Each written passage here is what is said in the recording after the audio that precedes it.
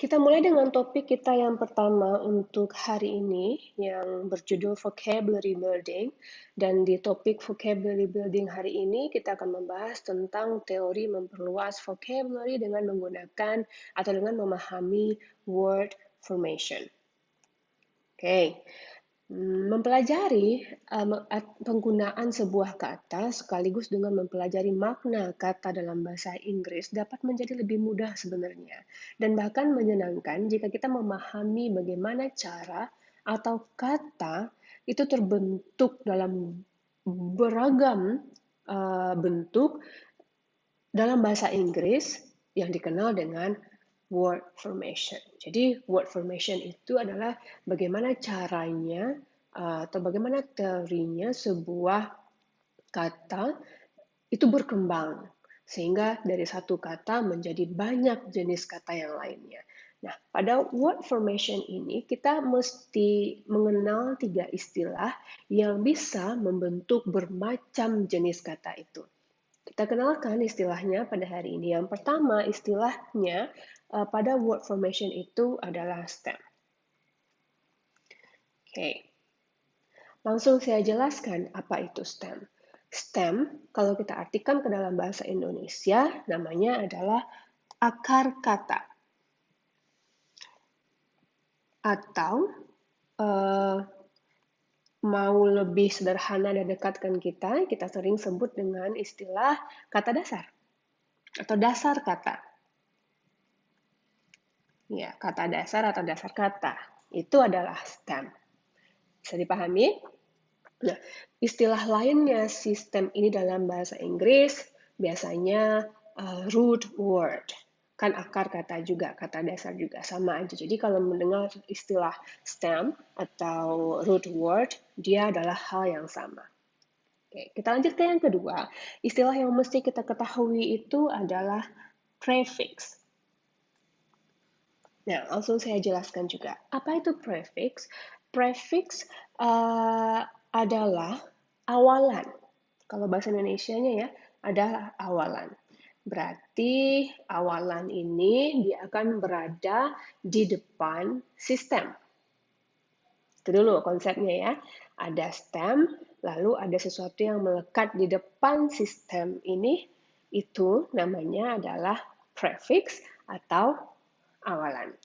Yang ketiga, yang mesti kita kenal, istilahnya adalah suffix. Apalagi itu suffix? Suffix adalah kebalikan dari si prefix. Jika prefix tadi apa? Sesuatu yang melekat di depan kata dasar, ya kan? Lalu kalau suffix adalah sesuatu yang melekat di akhir kata dasar. Kalau kita istilahkan ke bahasa Indonesia, namanya adalah akhiran. Nah, jadi ini konsepnya. 3 istilah ini yang akan membentuk beragam kata dalam bahasa Inggris dari satu stem. Apa itu stem? Stem adalah akar kata atau kata dasar.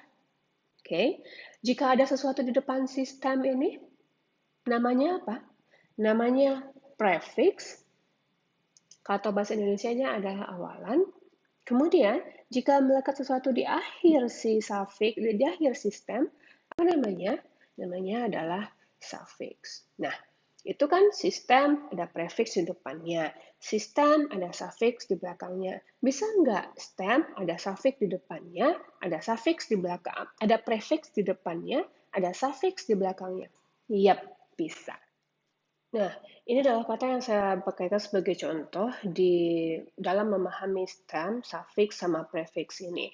Untuk diingat di awal bahwa a prefix yang berada di awal sebuah kata itu yang melekat di depan kata itu usually change the meaning of the word. Ya, si prefix dia merubah makna atau arti kata itu. Nah, prefix ini merubah artinya. Change the meaning. Kemudian, sedangkan si suffix itu usually change it part of speech. Si suffix ini dia biasanya change part of speech dari uh, dari kata yang lainnya yang masih mengandung stem yang sama gitu. Right, kita lihat di sini saya punya stem dan stem saya itu adalah a measure. Stem saya adalah measure. Kemudian measure ini adalah a verb, ya kan? Measure itu adalah verb. Kemudian ternyata saya tambahkan suffix di belakangnya, able. Apa yang berubah dia?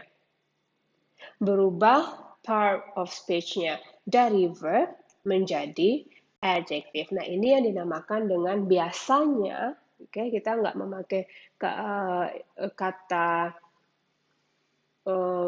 pasti begitu, biasanya ketika stem ditambahkan dengan suffix yang berubah adalah part of speech-nya. Kebanyakan part of speech-nya berubah. Right. Nah, terbentuk kata lain, terbentuk kata yang lain, tapi masih mengandung unsur yang sama. Nah, kemudian prefix dia mengubah apa? Mengubah meaning-nya atau change the meaning-nya. Kita lihat dulu di kalimat yang measure ini. Prefixnya apa? Im.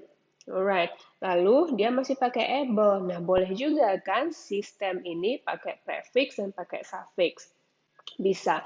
Biasanya yang kebanyakan itu setelah dia dilekatkan dengan suffix, baru bisa ada maknanya saat kita tambahkan prefix di depannya, lengkap maknanya.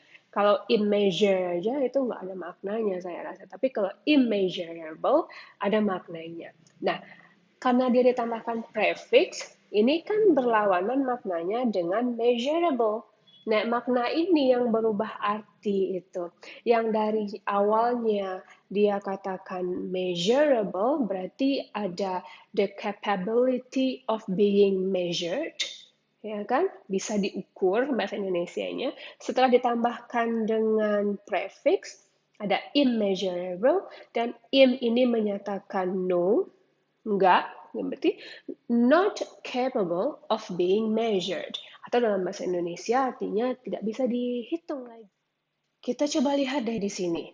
Bagaimana sebuah stem jika dia dipakaikan suffix dan prefix, bermacam sekali kata yang terbentuk dengan variasi part of speech yang berbeda dan dengan makna yang berbeda.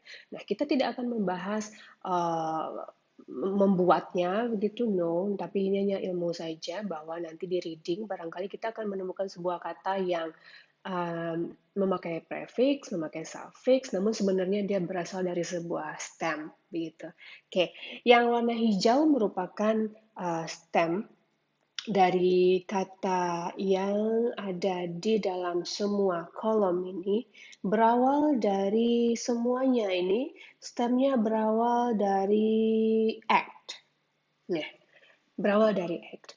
Satu kata act saja, act, dengan tambahan prefix dan suffixes yang berbeda, itu menjadikan makna yang berbeda, sehingga vocabulary-nya juga berbeda, dan penggunaannya juga berbeda. Ini dia amaze-nya kita terhadap word formation ini. Dari satu kata aja banyak cabangnya. Ditambahkan prefix ini jadi ini, ditambahkan prefix ini jadi ini, ditambahkan suffix a menjadi a dia, ditambahkan suffix b menjadi b dia. Coba kita lihat pada ini kata react. Nah, prefixnya kan re, lalu act, re-and act, re-and act. Nah, apa bedanya? Bisa nggak dua prefix ini nanti melekat pada stemnya? Bisa.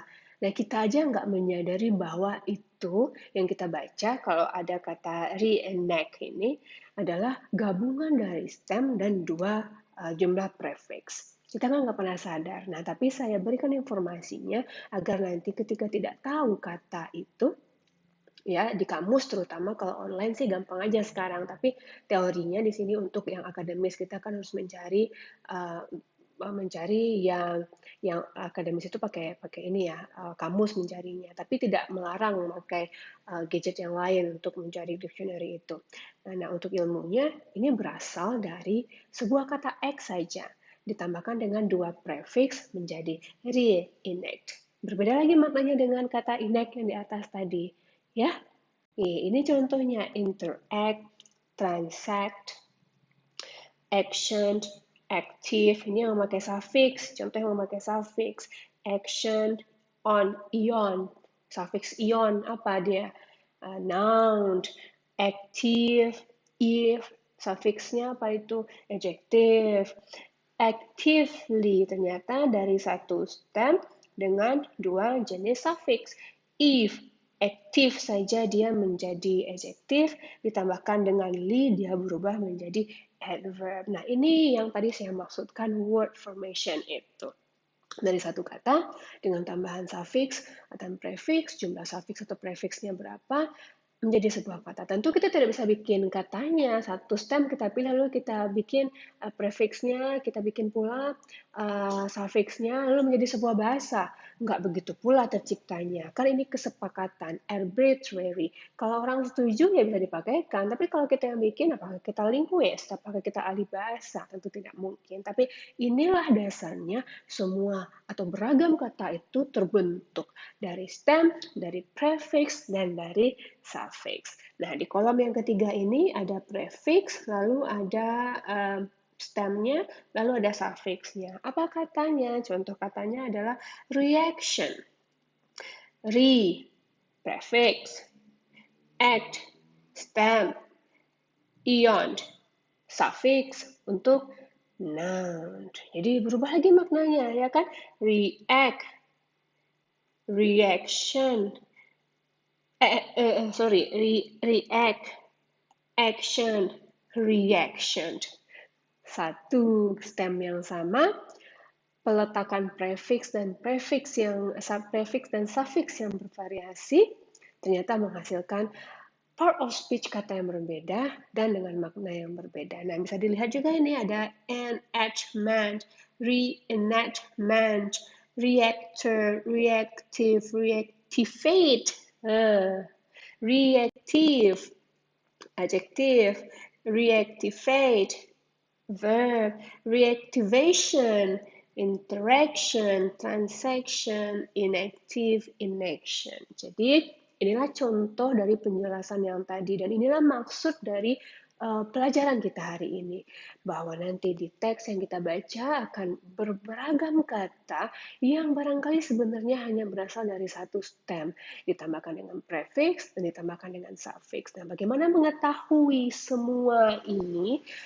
Akan ada saya berikan setelah ini jenis-jenis prefix atau suffix yang sering muncul dalam sebuah teks. Paling tidak ini yang paling sering muncul, walaupun ini masih kurang sebenarnya saya berikan. Ya. Nah, ini dia. Prefix atau suffix ini ada 2 kategori sebenarnya. Saya highlight dulu. Kalau ada int, kalau ini ada slash begini, slash, berarti ini berada di depan ya. Nah, ini berada di depan. Kalau berada di depan, berarti semua kategori yang di sini adalah prefix. Good. Sorry. Prefix. Oke, lalu yang sebelah sini kan di depan si slash-nya. Nah, berarti semua yang ada di sini adalah suffix. Suffix. Nah, apa kata-kata suffix dan prefix yang sering muncul melekat pada sebuah stem? Yang pertama, di sini ada anti. Anti, berarti anti bahasa tulisannya ya, anti. Nah, semua prefix dan suffix ini kita nggak bisa mengartikannya satu spesifik arti kata. Misalnya anti berarti berlawanan. Enggak bisa satu itu saja, karena kita harus mendefinisikannya sebagai kerangka berpikirnya. Jika ada sebuah kata dengan membawa prefix anti, berarti area of meaning dari kata itu akan sekitaran against, sesuatu yang against atau opposite. Tergantung nanti kalimatnya dalam bentuk, katanya dalam bentuk apa, dan kalimatnya bagaimana. Nah, area of meaning ini tolong dipahami ya, ini bukan makna yang spesifik, tapi general. Kita mentafsirkannya sebagai against, opposite, kalau ada prefix anti. Apa contohnya? Ada antisocial, antibody, antipathy. Lalu ada prefix auto. Auto, sering mendengarkan auto untuk mengawali sebuah kata, ya kan? Ini area of meaning-nya adalah self. Misalnya apa? Automobile, autograph, berarti pencitraan sendiri gitu. Autoimmune, ya. Nah, kemudian ada inter. Kalau prefixnya itu adalah inter, berarti area of meaning-nya itu sekitaran between and among.